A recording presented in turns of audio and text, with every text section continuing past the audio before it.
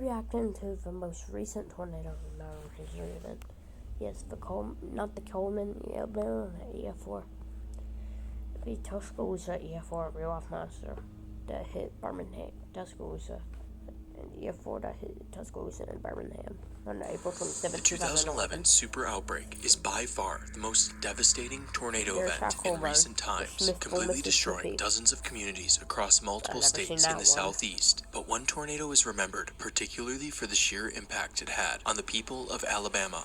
This tornado struck not just one, but two large metropolitan areas. This, of course, is the EF4 that impacted the south side of Tuscaloosa and tracked over 80 miles to Birmingham, Alabama. Yep.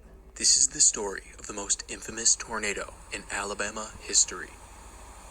This tornado, that's the tornado. April 27th, 2011 was predicted to have high-end parameters for tornadoes several days out. The day before, on the 26th, the Storm Prediction Center issued a high-risk outlook with a 30% hatched risk for tornadoes. But on the morning of the 27th, observed instability in wind shear, the ingredients that are essential for powerful tornadoes, were even worse than predicted, prompting the SPC to up the tornado risk to 45%, suggesting this day was going to be historic. Yep. By 2 p.m., a tornado outbreak was underway. Strong tornadic supercells in northern Mississippi are already producing strong tornadoes, including an EF5 in Philadelphia, Mississippi. Further south, another supercell formed, but it still needed time to mature. Other storms across the region began producing prolific tornadoes, but the storm to the south was still chugging along, moving into an increasingly favorable environment. James Spann and the ABC News crew are watching that storm very closely, noticing how the storm's path is going straight towards Tuscaloosa, the fifth most populated city in Alabama. And again, that one's going to want to move in this direction. So I'm just telling you, if this stays on that same track, that's going to wind up in Tuscaloosa. It's not long until those fears are realized. By 4:30 p.m., a tornado touches down just northwest of Union, Alabama. Damage is initially quite sporadic, with patches of trees being brought down. As the tornado crosses Wesley Chapel Road, only moderate damage is inflicted, but the tornado is rapidly intensifying as it approaches the small town of Foster's, Alabama. Fortunately, the red circle is the tornado. And the path is that red one is the path. And it crosses West Chapel Road. Structure to experience the strongest winds is an old warehouse, but the tornado is quickly moving towards Tuscaloosa. The tornado was caught on camera by John Oldshoe, a storm chaser live streaming for ABC. But his live stream is cut off as the tornado crosses Black Warrior River. The ABC tower cam then focuses on where the tornado should be. Through the haze and rain, the tower cam appears to show that the tornado... Yeah, the tornado is approximately right here. You could see. That's the funnel region to the ground.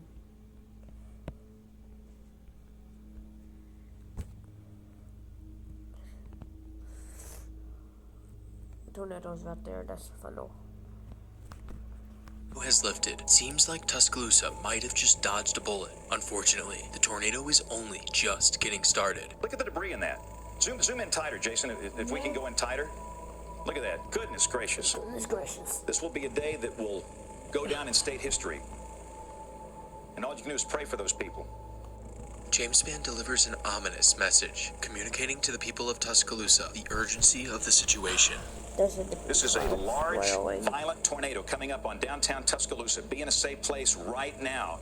The live broadcast shows the large, multi-vortex tornado quickly intensifying, taking on the shape of a wedge, a visual cue that the tornado is extremely powerful. As the tornado moves into the outskirts of Tuscaloosa, it clips the Liberty Recycling Center and a small community on Friday Circle, throwing shipping containers and damaging homes. As the tornado crosses this area, power lines are snapped, causing a power loss to much of Tuscaloosa. That's the Alabama.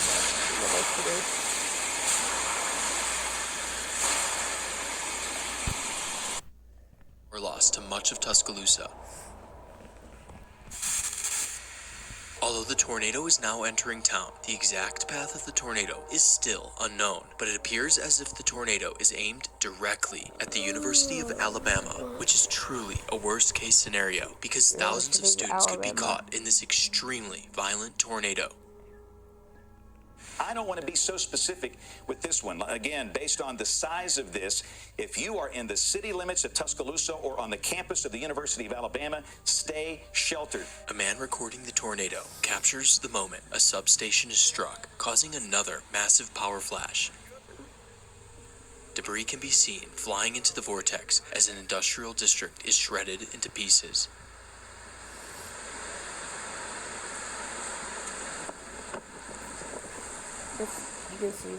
As the tornado approaches Interstate 359, Ryan Chandler films the tornado crossing just ahead where he had driven moments prior. We don't know if this thing's gonna change directions. We're not. In this video, the tornado shows what is probably the most impressive display of horizontal vortices ever documented, and horizontal vortices are only associated with the strongest tornadoes. While the now violent tornado crosses the highway, a car on the interstate is struck, killing one of the passengers. This is the first fatality attributed to the tornado.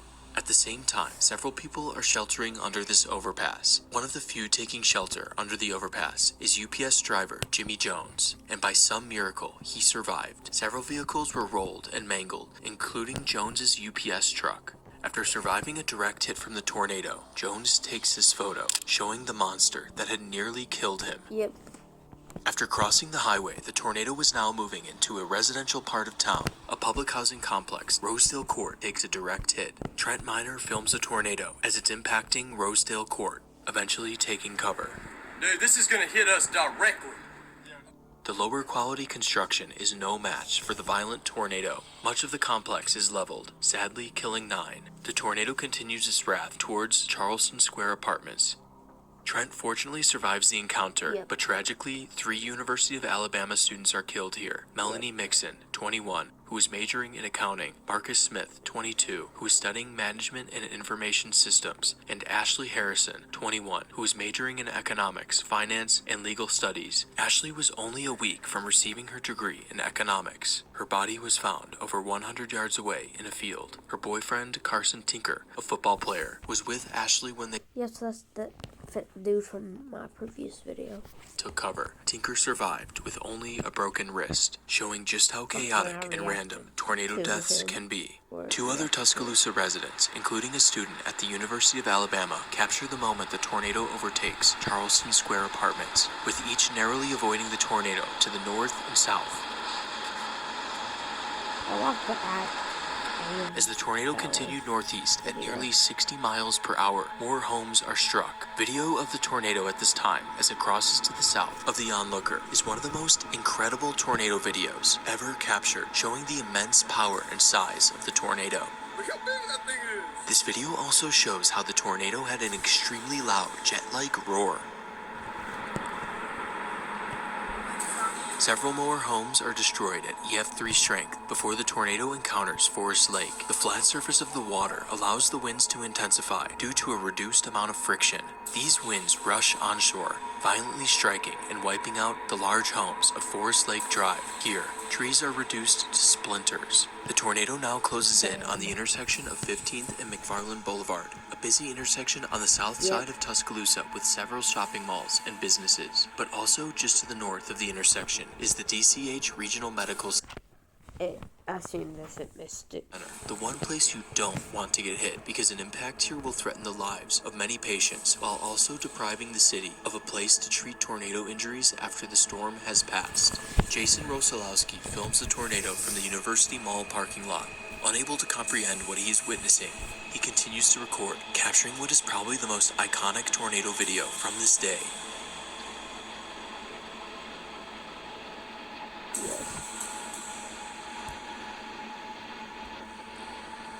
The tornado fortunately misses the Regional Medical Center just to the south. Instead, the tornado hits the homes in Cedar Crest, where the neighborhood is completely gutted, killing 3, including another student, Brandon Adderton, a 23-year-old studying economics. After crossing McFarland Boulevard, the tornado rampages onwards, destroying even more homes and businesses.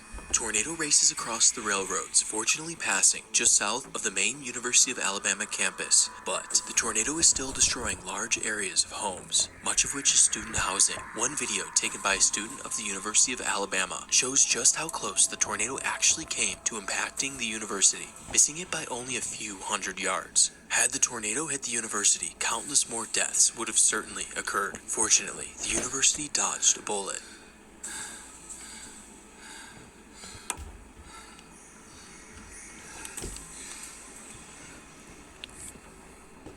After passing just south of the university, the tornado is now moving towards the eastern side of Tuscaloosa, sweeping through Beverly Heights, killing 3, including another student, Danielle Downs, a 24-year-old who was studying social work. Inside one of the buildings on University Boulevard, Gomez Perez is filming the darkening skies while everyone else inside is oblivious to the approaching danger. Within seconds, all hell breaks loose as the core of the tornado passes overhead. The core of the tornado now approaches Chastain Manor, a residential apartment complex for senior citizens. It impacts the southeast corner of the complex, completely sweeping away the top floor of the entire east wing, scattering debris in the adjacent valley. To the south of the apartments, the clubhouse sustains even worse damage, as it is completely swept off of its foundation. Damage surveyors who analyze the path for clues into the true intensity of the tornado identify this location as the most violent section of the damage path. 3 different survey teams analyze the damage here. 2 of the teams conclude that the damage is high-end EF4. The third team concludes that it was actually indicative of EF5 intensity. Outvoted 2-1, the damage in this area is assigned a rating of 190 miles per hour, high-end EF4. After impacting Chastain Manor, a mobile park home takes a direct hit from the core of the tornado, reducing 80% of the park to piles of debris. The homes on Elm Drive are the last building struck in Tuscaloosa, but it's still going strong. The tornado crosses Hurricane Creek, where there's a 100-year-old steel bridge spanning 570 feet across the creek. The bridge is held up by massive 35-ton trusses as the core of the tornado passes directly overhead. The trusses not only buckle, but are tossed sideways, including one which is pushed uphill over 100 feet. The rest of the bridge collapses into the valley below. The single point of damage cost the Alabama Southern Railroad nearly $5 million to repair. Again, this is the storm that produced all the damage in Tuscaloosa. Large wedge tornado, a mile wide. Even though the tornado had left the dense suburbs of Tuscaloosa behind, sparsely populated rural communities still exist in the path. The surrounding mature forest is shredded. Here, the tornado demonstrates what is perhaps its most violent form yet. Manufactured homes impacted by the tornado cease to exist, while a very large house south of the core is completely swept off of its foundation. On Recreation Road, several more homes suffer a similar fate. The National Weather Service notes another 190-mile-per-hour damage indicator, once again just shy of an EF5 rating. At nearly a half a mile from the center of the tornado, the Eagle Cove Marina on the Black Warrior River is subject to damaging winds. Several boats sink, while warehouses are shredded to pieces. Lakeside homes are scattered into the water, while a quarter mile to the south, homes are swept by the apocalyptic winds within the tornado. Since the tornado was now over less populated areas, there's a lack of any tornado footage. However, the KBMX Doppler radar is scanning the tornado at 2,000 feet above the ground, and now, at 520, the strength of the tornado reaches an apex. The sum of the opposite velocities, known as gate to gate, is 280 miles per hour, giving a rotational velocity of 140 miles per hour, tying the previous record held by the 2007 Greensburg, Kansas EF5. These values are telling. A structure does not need to be impacted to know that this tornado is incredibly violent.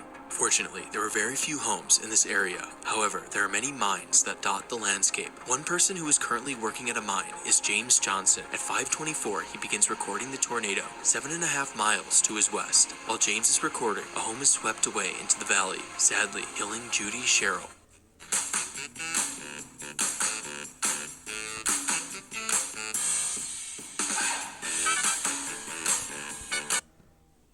Judy Sherrill. Johnson continues recording as the tornado closes in, now less than a mile from the mine in which he's working. In Johnson's video, the sheer power of the tornado is evident. It almost appears as if the entire mesocyclone of the storm has dropped to the ground. The thought of such a tornado returning to heavily populated areas is a complete nightmare, and unfortunately, it sure is. Its nightmare is about to come true. The tornado's sights are now set on the city of Birmingham. This is coming right up here toward the Birmingham, right toward downtown Birmingham.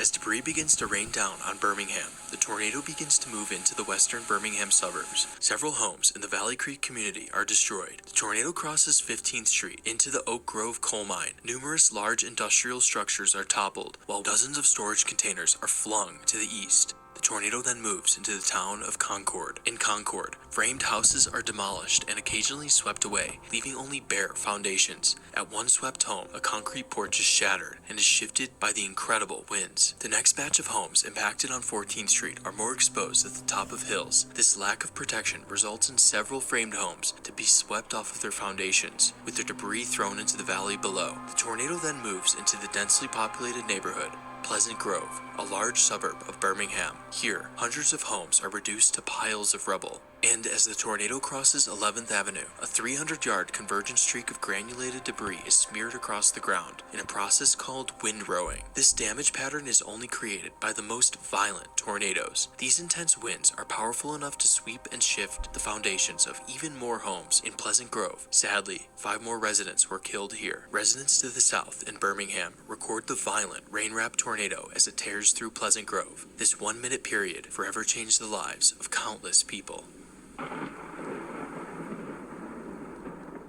After ravaging Pleasant Grove, the tornado shows another incredible display of its strength. A collection of rail cars, each weighing nearly 36 tons, are lofted into the air. One car is moved over 100 yards from its original position. The amount of power needed to throw a massive rail car is hard to imagine. The tornado's power is shown yet again as 2 large warehouses are completely swept from their foundations. However, the smaller core was now struggling to maintain itself, inflicting less severe damage to a water treatment plant and several warehouses. But still, the tornado refuses to die and surges back as the tornado enters the town of North Pratt and Smithfield Estates. Many homes suffer damage as the tornado crosses Highway 78. The industrial area of Hooper City is hit before dozens of homes have their roofs torn away. But as the tornado crossed I-22 and I-65, it was dying. The tornado musters up just enough power to inflict roof damage to a few more homes, but soon after, the tornado is gone.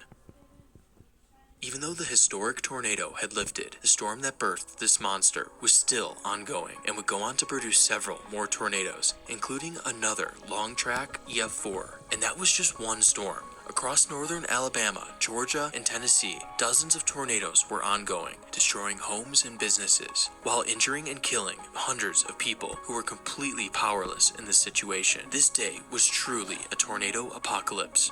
In the overnight hours, the system that spawned these tornadoes would pass, and the chaos in the southeast would come to an end. A 6th student, Morgan Seigler, would succumb to her injuries while being treated at the DCH Medical Center. The tornado had left 64 people dead, 6 of which were students at the University of Alabama. The tornado had also caused more than 1,500 injuries, many of which were critical despite not being fatal. In the days following this tragic tornado outbreak, President Barack Obama would visit Tuscaloosa to take a ground tour of some of the affected areas. Obama said he had never seen devastation like this and declared a federal state of emergency in Alabama. And I've got to say, I've never seen devastation like this. In total, the tornado was on the ground for 90 minutes, and during that time, the tornado caused a staggering cost of $450,000 worth of damage per second, totaling about $2.4 billion in damage over its entire path, surpassing the 1999 Bridge Creek Moore F5 as the costliest single tornado in United States history. But the record wouldn't last long, as less than a month later, this number was surpassed by the Joplin EF5, which caused an even more substantial $2.8 billion in damage. Aside from the damage caused, the other thing the Tuscaloosa tornado is remembered for is its frightening appearance. Multi-vortex tornadoes are tornadoes with pronounced sub-vortex.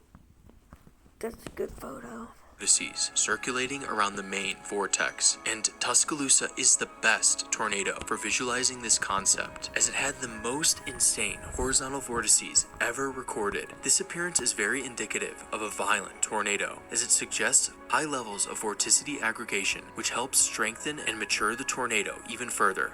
The final rating of EF4 assigned to the Tuscaloosa tornado is still a source of controversy, as one of the survey teams suspected EF5 damage. But the thing is, just by looking at satellite imagery of this tornado, fully swept homes were few and far between. Personally, I believe this tornado had winds right around 200 miles per hour. If this tornado was ever solidly above the EF5 threshold, it likely happened between Tuscaloosa and Birmingham, because this is where there was the widest swath of tree damage, and also this is where radar showed the highest winds within this tornado. However, it didn't produce solid EF5 damage for one reason. At an average speed of around 60 miles per hour, it simply didn't have enough time to produce the highest level of damage compared to a slower moving tornado, which is much more destructive. Ultimately, the tornado was given a rating of high-end EF4 with winds at 190 miles per hour. The Tuscaloosa tornado will be remembered for a very long time, as it is clearly the defining tornado of the most prolific tornado outbreak in recorded history. Well, that was it for today's video about Tuscaloosa. The EF4 that hit Tuscaloosa. Hope y'all enjoyed. Peace out. Bleep bop. Bleep bop. Shout out the high riskers for this video. This is actually him, Tornado TRX, Charlton Henderson, Redeemers on game. Hey, sick communication, and mostly I'll be reacting to. So I hope y'all enjoyed this video. Peace out.